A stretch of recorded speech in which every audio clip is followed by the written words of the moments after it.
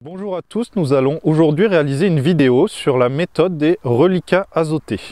Les reliquats azotés permettent d'avoir une photographie du sol en termes d'azote à un temps T.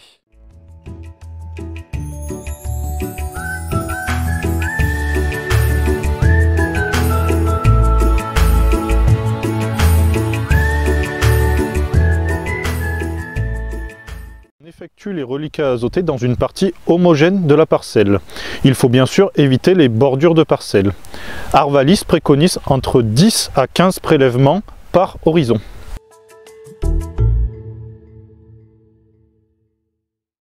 La technique d'échantillonnage en cercle est la plus répandue des méthodes d'échantillonnage. Elle consiste à prélever 14 à 16 points en effectuant un cercle d'une dizaine de mètres de rayon dans une partie représentative et homogène de la parcelle. Comment on réalise un reliquat? Donc pour réaliser un reliquat, tout d'abord, il nous faut une tarière.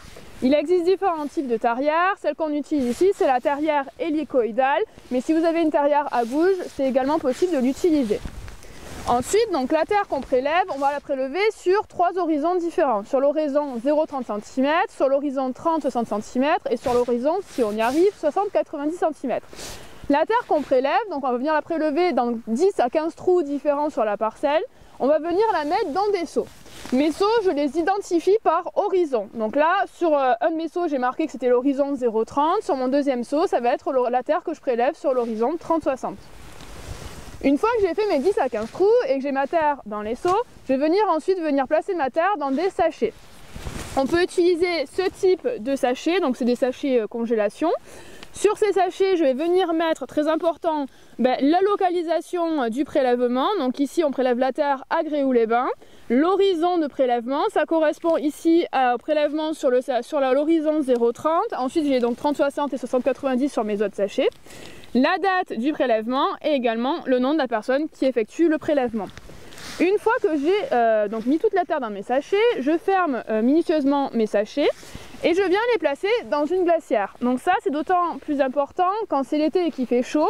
Si on ne fait pas ça, ça va continuer à minéraliser et donc on va perdre en fait de la donnée. Donc très important, on ferme les sachets, on les met immédiatement dans la glacière en attendant d'arriver jusqu'au laboratoire et de placer les échantillons au frigo.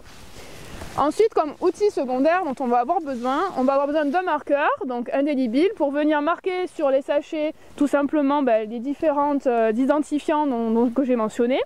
Et ensuite également un tournevis ou un couteau qui va nous aider à prélever la terre dans la tarière.